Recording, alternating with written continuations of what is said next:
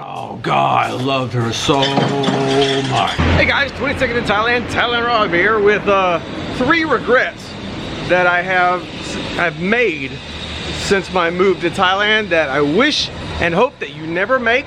So that's why we're making it. It got dark all of a sudden. That's why I'm making this video. I'm going to say something at the very end of this video that I forgot to say. Please pay attention to that, or fast forward all the way to the end. Just don't leave it out about sisters. I'm going to head down the road here again. This time I'm on the right side of the road. I'm going to head down the road here again. Grab a beer, have a chat with you. Watch the Thai people drive by and look at me like I'm an alien. Which in this part of Bangkok, well, Nakhon Pathom, I actually am an alien. There's not a lot of us over here. Let me find my little table here. Get the little stuff. I come over here. I grab my little bench. Put the camera on this table and I chat with you. Cheers. Happy Thursday to you. I want to thank everyone for all the comments that was left in the last couple of videos that I've made. It was really, really nice to hear people that have experienced the same thing with the houses and where to live, and some people that choose to live in different areas and their reasons. So yes, I wanted to thank you for all the comments and the well wishes and the bravos. So now, what are my top 3 regrets in the almost 9 years that I've been here, going on a decade in Thailand? My first regret was letting myself get pickpocketed in Pattaya. And I know that shouldn't be on the list of regrets because it's not something I did intentionally, of course, but it was something that I could have prevented. I should have prevented. I shouldn't have had so much money on me at the same time. I had went to an ATM. For those of you that don't know, I had went to an ATM the day before leaving Pattaya and pulled out a large amount of money. And I also had some American money in my wallet, and I had my wallet in my back pocket. Do not do these things. Get one of those strap bags that go to your chest. Put your belongings, your passport, anything that's really, really important, keep it close to your body and strapped around you at some point where it's not going to be easy for anyone to pickpocket you, because let me tell you one thing, having experienced it now, professional pickpocketers are professionals for a reason. They know how to do it, get away with it, even putting the wallet back in your pocket, so when you walk down the road and you put your hand on your pocket, you still feel your wallet, and that's what happened to me. So that's my biggest regret, number 1. On a more serious note, a true regret that I had was done in the first year that I was here. I was in Kamala. I had stayed in Bangkok 6 months, and I didn't have any relationships with anyone while in Bangkok. I was building the YouTube channel, and I had no time to focus on women. I just spent my whole entire time trying to build this channel that you're watching now. Thank you so much for being a part of this channel. But once I got to Kamala, and it was more relaxing, and it's the beach atmosphere. You're on the west coast, and it's just beautiful. And there's all these women from Sorin and all these Isan areas, and they migrate there to work. Now, my biggest regret, other than being pickpocketed, was falling for the wrong woman. And many guys can relate to this. Now, you might think, oh, he fell for a bar girl. Or you might think I fell for a girl that just wanted money. Nope. Nope. Actually, it's completely the opposite of that. I fell for a girl who did not give a rat's butt about me. So, here's what happened. For those of you that remember years and years ago, I used to go to my favorite bar in Kamala. It was called the White Sun Bar. It is no longer there. The owner of that bar has since moved to Sweden with her husband, and they're living happily ever after. But years and years ago, I would go there consistently on a daily basis, being the first one there and sometimes the last one to leave. And there was this woman that used to work. She owned her own business in the same vicinity as the bar. So she was friends, and she was also from the same area as the owner and much of the staff. So they had a lot in common. They spoke the same dialect. They knew they were from their own hometown. And this girl caught my eye. She caught my eye so much that I actually just fell for her. I was looking and I was like, oh my gosh, she is so incredible and beautiful and tall and long legs, good looking skin, speaks English. It's like, oh my god. And she was the worst person I could have picked to fall for. And if you've ever been there and done that over in this country or any country, actually it's a lot more common in other countries.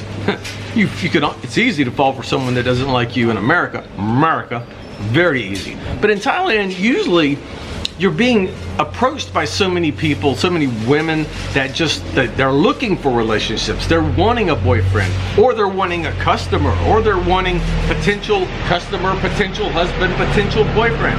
You never know which way it's coming from. So to get like rejected from one was weird and unusual. It really was a big regret of mine that I paid so much attention to this one person who did not care. And actually, in reflection, I got lucky. She could have played me like a fiddle. She could have took me for every nickel that I would have had, which is gonna, I'm getting to the third regret in just a minute, and it's about nickels. She could have taken every ounce of my soul, money, and just stole it from me because she had that power over me. I came over here, I didn't think about women, focusing on women, because I was thinking about YouTube for 6 months. Got to Kamala, found this girl, thought she was the greatest thing since sliced bread, and I just went, wow, if I could have a girl like that. And she was nice enough not to let me do it. I didn't see it at the time. I was still in Farang American mode. I had no idea. But now, in retrospect, I appreciate that she didn't take me for a ride. She could have. I mean, of course, I didn't have any money, so she would have been a short ride. But it's still, she could have got me to buy her stuff or buy her drinks or do whatever, and she didn't. She actually pushed back.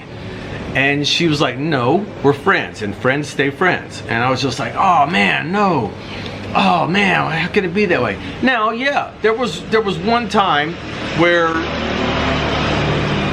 yes, there was one night that we hung out together all night. So just get that out of the way. Which sounds like a schoolboy's problem of falling for someone after, you know what I mean. What?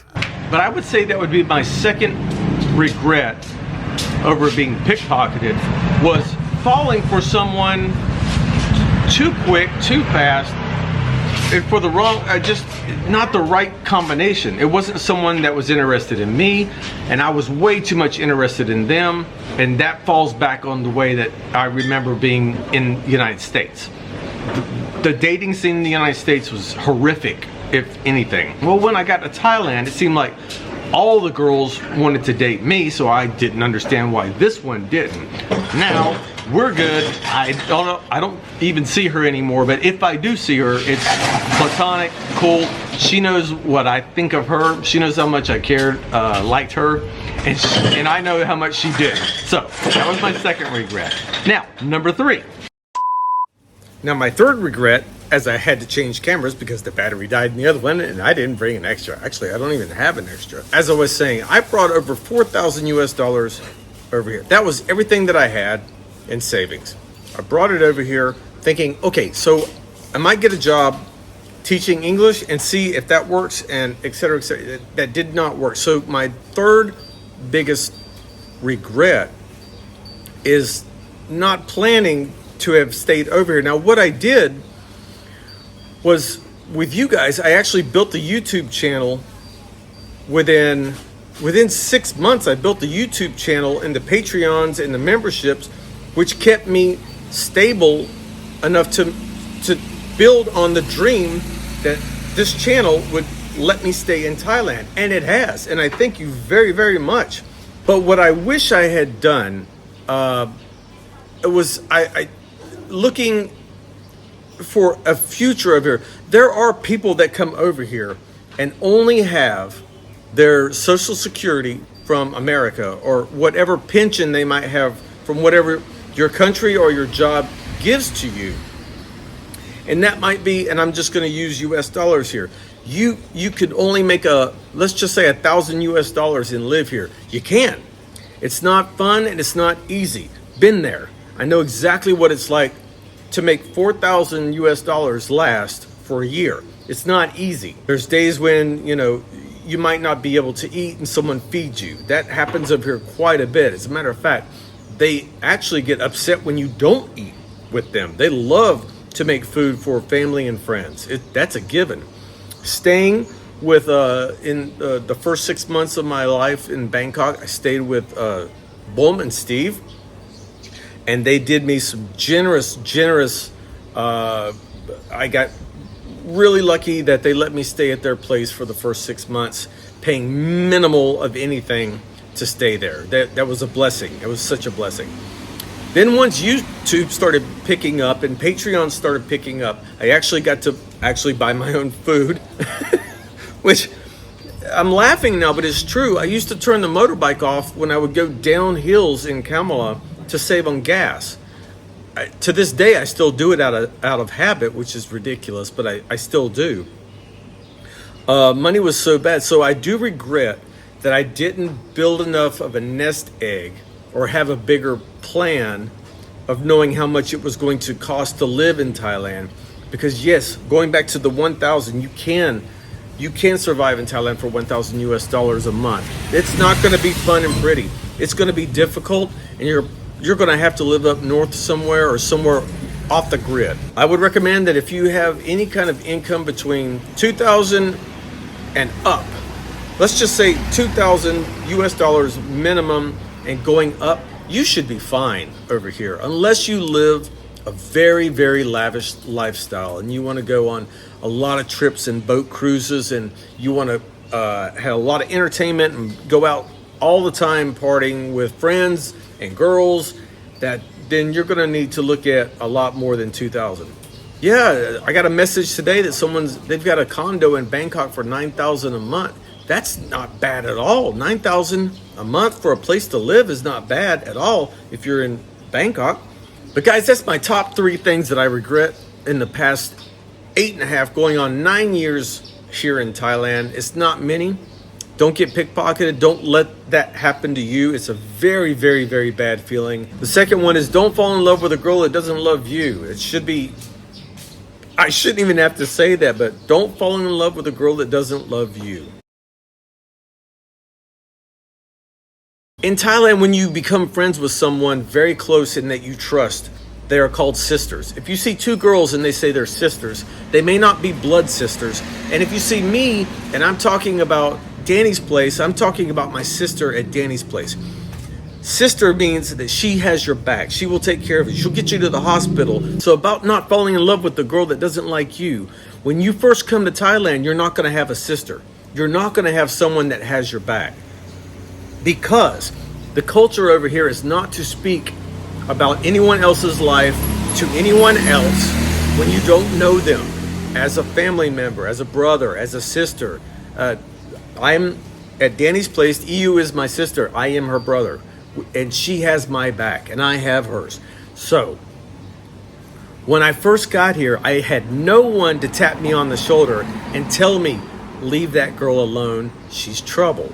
A Farang did, but I thought he was just trying to get in on, trying to get her himself. I wasn't sure. But later on, the Thai people told me, once I gained some family over here, they told me how much problem this one person that I had fallen for was. So when you first come over here, you're not going to have a kinship with anyone that close that they're going to tell you stay away from her. They won't say it because they will not create a problem for another type person, and it's none of our business to tell you who to and not to date. But over the years now, I've got friends and family over here that will tell me, don't even go near that one, and I really do love it. but you got to be over here a while before you get that. So I hope this video helps. I'm not going to keep babbling on any longer. It's been long enough. I will talk to you later, maybe on next Tuesday. Patreon and members, see you this weekend on Sunday for the Sunday video, and I'll talk to you guys later. Love you. Thank you. Bye. Oh. Can you take this asshole back to America, please? Woody, don't forget that.